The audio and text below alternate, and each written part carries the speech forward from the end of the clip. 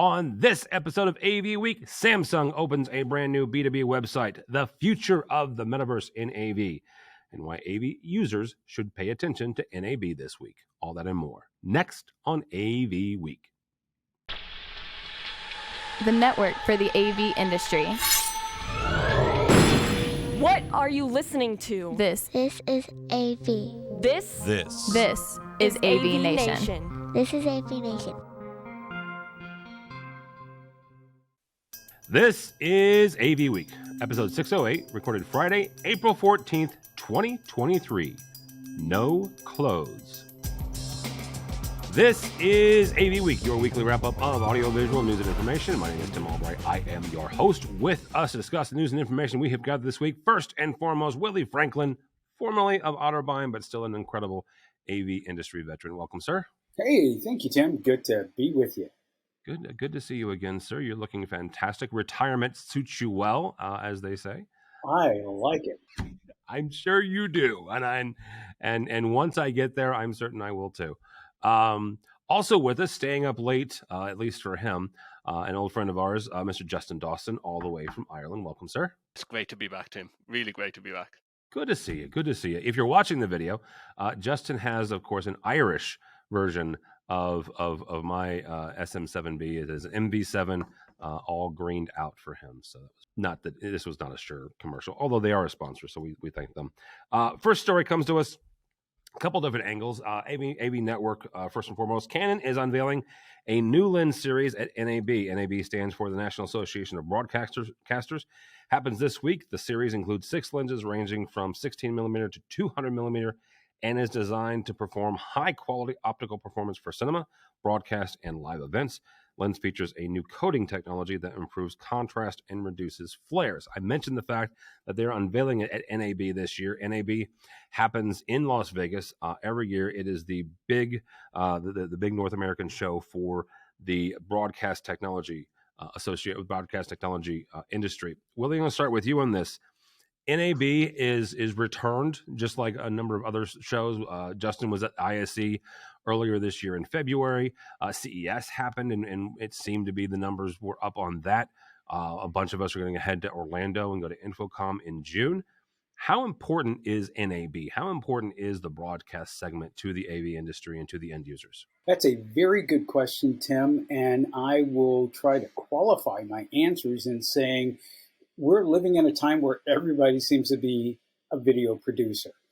So NAB is invaluable to the end user. You know, when we think about the YouTubers out there, the content creators that are constantly generating some incredible content that's delighting our eyes and delighting our senses, to do so effectively means being plugged into what's happening in the industry. And to generate ideas when it comes to being an influencer online these days, it also means networking, meeting like-minded individuals and just diving in, sharing ideas. I think NAB, to some degree, serves as a business incubator for those people who are in the video production world. When lots of new things hit the market, it is very exciting. But when you have the opportunity to talk and share that synergy with others who believe as you do, who produce as you do, or even exploring avenues of productions that maybe you have not considered, it's very empowering. It's very inspirational. So NAB for the end user is kind of a rock show, if you will. I think it's a wonderful institution that we all love, hate it, love it for some. But for the most part, I cannot imagine being successful in the industry without having the opportunity to attend a show like that and shake hands, grip and grin sessions galore, but shake hands, make friends, and establish incredible relationships through that venue. All right, Justin, a number of folks will be there that we all are used to seeing at Infocom or ISC, depending on which show you go to. Folks like Sony, folks like Samsung, LG will be there, and Panasonic will be there in a big way. So how important is this show to the industry? I think, Tim, when you go to the likes of Infocom or ISE, you might have one hall that's dedicated to that type of live events, broadcasting, and other things. But then you go to a show like NAB, where everything is all about broadcast. And working in higher ed, I actually believe that I echo what Willie just said, really, that like I watched a video, and I'll try and give it to you for the show notes. NDI came out with a video a couple of months previous, and they just the introduction really caught me, that we're not just using the red button now to record, and video has changed.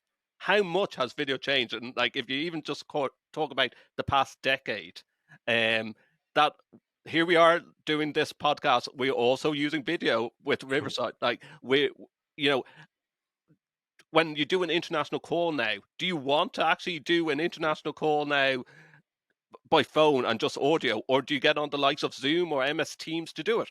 Video takes up so much space and time in our daily lives. We can do video from our mobile phones. You know, a lot of the influencers and reporters and media people at ISE, they were just using their mobile phones going around on a gimbal. I certainly was. I'm looking, like I say, if there's two trade shows that I'm really looking forward to doing in the next, I say, 2 or 3 years. One is Infocom, the other one is NAB, because like I have my broadcasting background, but it's, you know, I signed some NDAs only last week, so I'm going to plug my podcast here. But like, talking about Bird Dog and what they're bringing out as well, you know, some of the stuff is going to revolutionize the whole broadcast industry, both broadcasting and also using these type of cameras in higher ed. And also live events. They have some really cool stuff. I know I'm plugging Bird Dog there, but I'm also, that's just one company out of many that are, I say, this is a lot of stuff isn't unveiled really at ISE because they know it's going to be the big kahuna is at NAB. Would you agree? Well, and I would, and I want to bring something up here and ask you guys in general, what else do we expect to come out of this show? Because Willie, Justin brought up something very important there, and that is, I'll bring up AV over IP, right? A lot of folks in the AV industry will say, oh, you know, AV over IP is this relatively newfangled technology. Granted, it's been about 10 years. Broadcast has been doing this for almost 20, not quite, don't at me, but almost 20 years with the likes of Everts and others. And now you've got the push into SMPTE 2110, which is also pushing into the world of AV. So talk for a second about what else we expect to come out of this show. Oh, man. I wish I could put an engineer's hat on and answer that with greater details, other than to say video is very complex. There's a lot of data there to compress and shoot down that pipe without gobbling up a ton of bandwidth. And to do so effectively can either be or make the difference between win or lose when it comes to that race for market share. When I think about what's happening in the industry and the fact that we can, as Justin said, you can live stream from almost anywhere with a simple camera. And if I can sidetrack for just a little bit, Tim, just thinking about the height of the pandemic, my DJ business was not as busy, but one of the consistent requests that I was getting is, can you live stream my wedding? Because I have family who can't attend. So again, what does that mean from a bandwidth allocation standpoint when you walk into a facility that has not been designed for a lot of network traffic because they've been designed to host a banquet, to host a wedding, a social gathering, a corporate retreat, if you will. And now you're having to retask that whole framework just to facilitate video. So again, I wish I could talk about the data that allows the compression of video and audio to just fly across our networks and create this sense of magic. But I don't have the engineer's cap to speak with any sense of confidence in that. One thing that like was on that NDI video that I was speaking about earlier, Tim, is like a stat: 82% of IP traffic is video. 82%. That's massive. Like, and then when you think about it, it's like, that's, I don't know, does that include just streaming, or is that the fact that you have, you know, the normal non-AV person that's recording a video on their phone, sending it through on WhatsApp or any of these platforms that are capturing? We have to just, like, I spoke with on my podcast with Ron Epstein about this from EpiFan, and it's like, we've gone past the stage of video just being video recording, pressing the red button, or being, it's live. It's a commodity now that the normal Joe Soap can just take out a mobile phone or cell phone and record a video or be live streaming. And that, as Willie said, the IP traffic, I think that's going to be important. I think, NAB has to look at that. They have to look at the security of what's going over. And of course, the key words that was coming out of ISE a lot when I was there is the green aspect of how much data are we pushing through these pipes, and how can we make it less traffic going on a network? Like we're talking about 4K and you're talking about 10 gig switches, and does people want to stream 4K, or is 1080p enough? And that's another argument for it. That's a whole other, yeah. I would say really quickly, 86% is a huge number, but you've got, like Justin said, if I'm calling overseas, I'm not picking up the phone. I am going to use, Microsoft or Zoom or something like that. Absolutely. Next story comes to us from our friends over at AV Magazine. Hype around the metaverse has led to many job losses in that industry. As companies rush to invest in the metaverse, they are also facing financial challenges and struggling to generate revenue. This has led to many layoffs, with companies such as Meta and Roblox cutting hundreds of jobs in recent months. There is a need for companies to focus on creating sustainable business models that can support the growth of the metaverse in the long term. Justin, one of the popular things over the last 2 or 3 years, one of the buzzwords, as it were, was indeed Meta and the metaverse. Where is metaverse now? What is the future of metaverse for AV? I said it to Joe Way a couple of episodes ago that we're beating a dead donkey with a stick.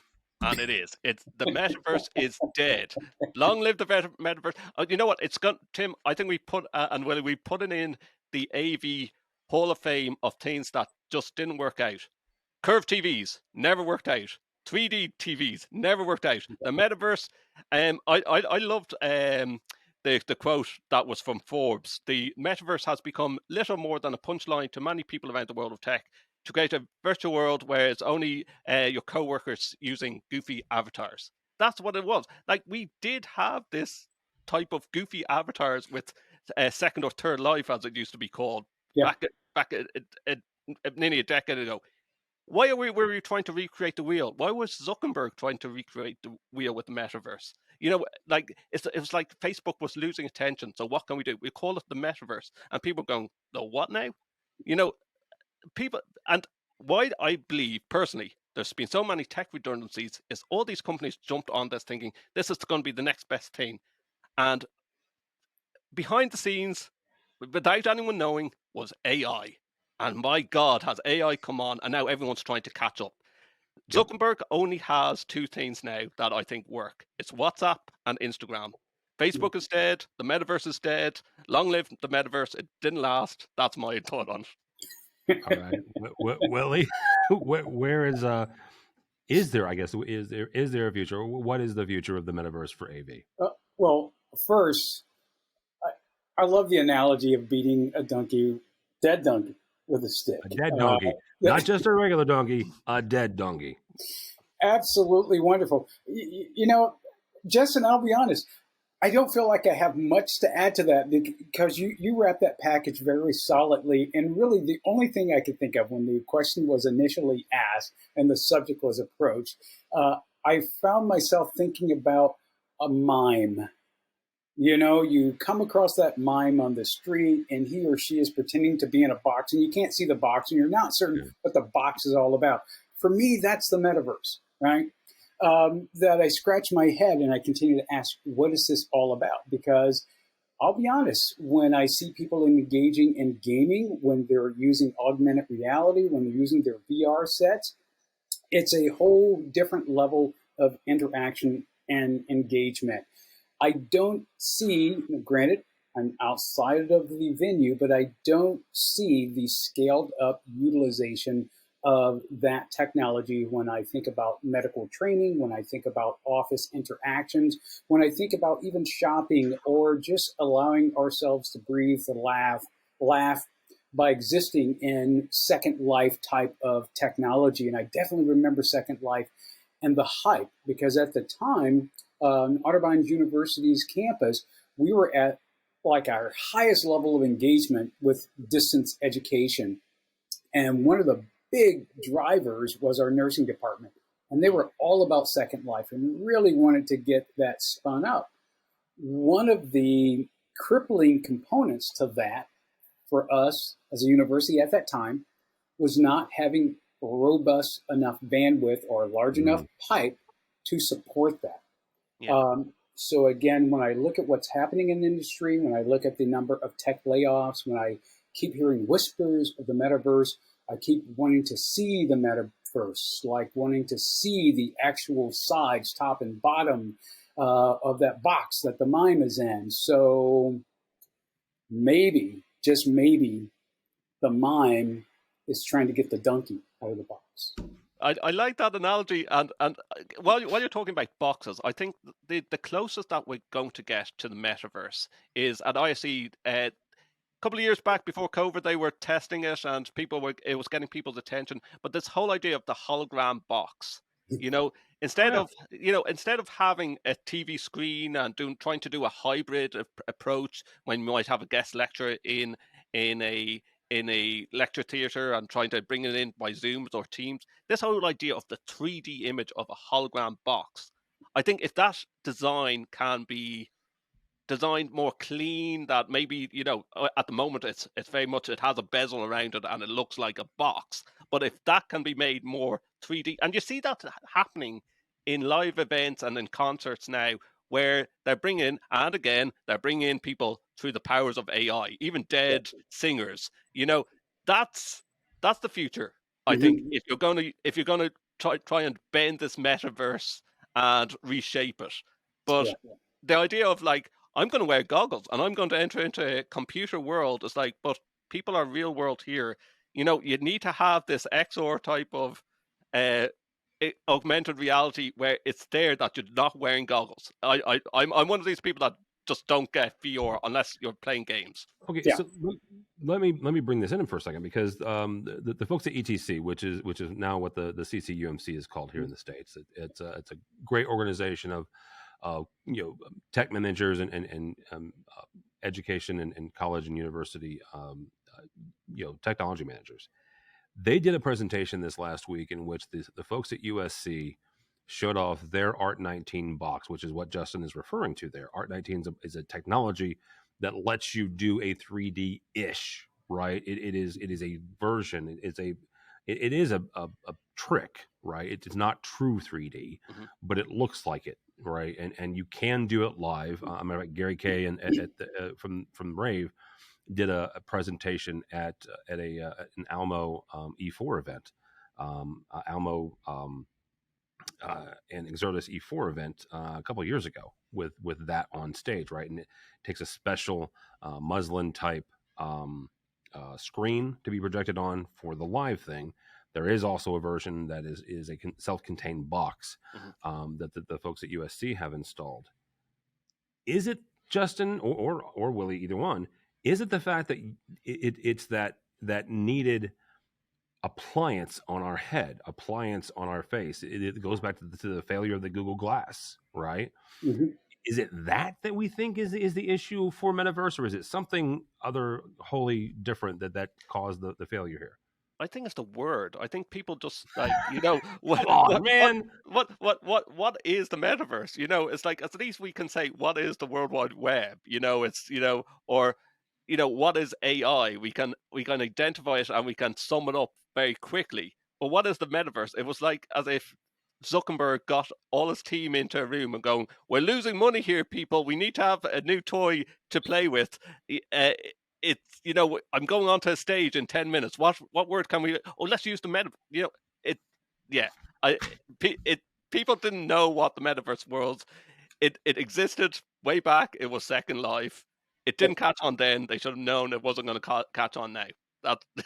I'm really beating this dead donkey. Justin may very well be a pessimistic Irishman. I'm just going to say. Okay. Well, Justin, I think basically what you're saying is the emperor has no clothes. What is the metaverse? I think the whole branding of that, I wouldn't say it was a miserable failure, because it certainly worked its way into the lexicon of American dialect and world dialect. But in a larger sense, I think a lot of us really do struggle to define it and identify it when we see it, right? I'm still trying to spot a person in this world who actually still owns and maybe utilizes Google Glass. Yeah, I don't either. No. I'm sure we can find it at a pawn shop somewhere. All right, last story. Samsung Electronics is expanding its online stores dedicated to B2B, business-to-business customers in 30 countries worldwide. Really quickly, not in the States, and I don't believe, Justin, not in Ireland yet, but stay tuned.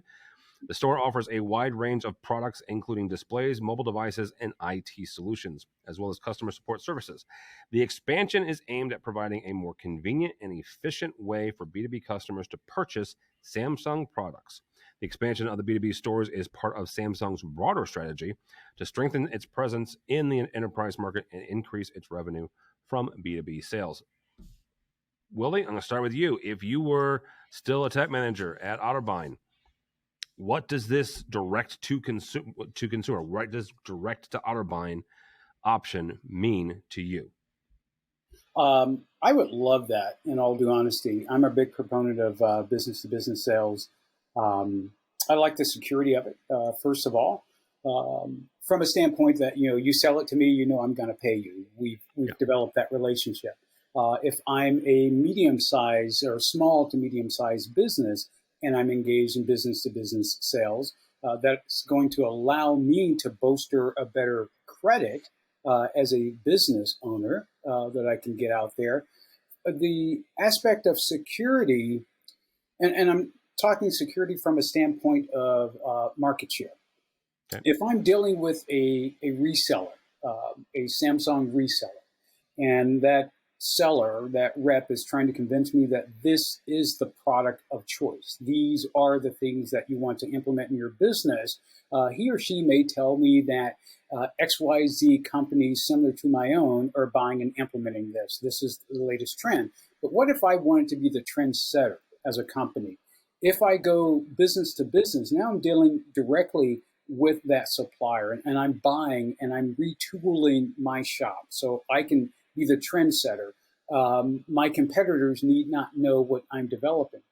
That's not necessarily the case if I'm working with a rep who's that reseller and is sharing what may be very confidential statements between that seller and the business, but now I know what your company's doing and what my other competitors are doing because this individual has just shared how many volumes of that tool or widgets that they've sold because it's the latest and greatest thing. So, I don't know. To me, it makes perfect sense. It's one more opportunity to take more ownership of who I am as a business, what I'm providing to my customers. And I think from a cost standpoint for Samsung, perhaps it could be a huge marketing savings because now you're developing a website that appeals to a larger mass of people as opposed to developing unique advertising campaigns to try to appeal to a variety of business sectors or individual clients. So right now it appears to be a win-win. All right. Justin, same question is what does this mean for end users, but also a little bit up the stream there are the distributors as well as Willie says, the dealers who today, currently, at least in the States and in parts of the EU, are that go-between, are the ones who are those dealers for Samsung products. That makes it really difficult, Tim. Like here in Ireland with our university, we have a contractor that's been assigned and won the tender. So we have to go through them as the middleman all the time. And we know, like, we could have these conversations with AV companies and we know the list price. And then we see the additions that, myself and my colleague go, we could really install this ourselves. Or if we bought this, we're going to save a lot of money, especially when budgets are so tight in higher ed at this in this type of climate that we're in with and crisis that we're in with wars going on, I think that it's a great move by Samsung because we're hearing all the time about tech job losses. This has to go hand in hand with the tech job losses of going, how can we have, as Willie says, the better customer relationship with the end user direct instead of having a middleman in place. I would embrace it full on if we had more power in our higher education to be able to go directly to the source and buy the product. Unfortunately, we don't. But it does it come as a bit of a risk as well that if you were a small AV company and you know that the end users are able to go directly to Samsung and buy this product and then see how much you're charging as commission, it could fall back the opposite way, as in, this is going to annoy a lot of the middlemen, the integrators, and that. And I echo what Willie said. Or you brought up a point of, the integrator could be buying a bulk load. They have their favorite supplier, and we see that all the time. Not just as the tech that people that are supporting the products in our university, but we're being told like, oh, it has to be this product all the time, but because every other school on campus is using it. And it's like, no, but we're, as Willie said, we have a school of nursing as well. We are the school of nursing. We're doing a different scenario. A good integrator would go, okay, what's your scenarios? We're going to work with the end user. Whereas it's, as tech support, we're trying to tell these integrators, no, we don't want the trons. This comes up a couple of times with, Joe and myself on the Higher Ed AV podcast. We don't want the trons. We might not even have money for the trons, but we know that this other box works for the scenario that we're in, and if we can go direct, we could have, it's AV is changing it all the time, Tim, where the simplicity of putting in these boxes, to have, mirrorless sharing and everything, I think embrace it. It's going to happen. I think Samsung is one of the first that's going to actually go down this route. I say a lot more, but with caution. Embrace it with caution, as in if it annoys the middleman, what's the middleman going to do in return? That'll be very interesting, and this is where I have to divest myself from this conversation, because I do indeed, my day job is working for said middleman. I work for CTI out of St. Louis, and we are a Samsung dealer. So, gentlemen, that'll be all the time we have. Thank you so much. Willie Franklin, thank you, sir. How do people connect with you? You can reach me very easily at franklindjservices@gmail.com. All right, very good. Mr. Dawson, thank you so much for staying up late on a Friday evening for you. How do people connect with you and your podcast? It's the All Things Techie podcast, so allthingstech.ie if you want to learn about technology and AV from an Irish perspective. Me talking about and ranting about the latest tech, and usually having some great guests online as well. I'm on the socials as well, at Justin or Dawson is where you find me as well. All right, very good. For Tim Albright, do not follow me on the Twitters, but go by the website, AVNation.tv. That's AVNation.tv. You'll find this program and a host of others have brand new Women in AV, the State of Control, as well as EdTech coming down the pipeline. Also, we talked about trade shows, and we are also heading to InfoComm the 14th through the 16th of June in Orlando. So you can go to buyinfocomshow.org or go to our website and check out all the coverage and stuff we've already got going up. So all that and more at AVNation.tv. That's AVNation.tv. Thanks so much for listening. Thank you so much for watching. That's all the time we have for AV Week.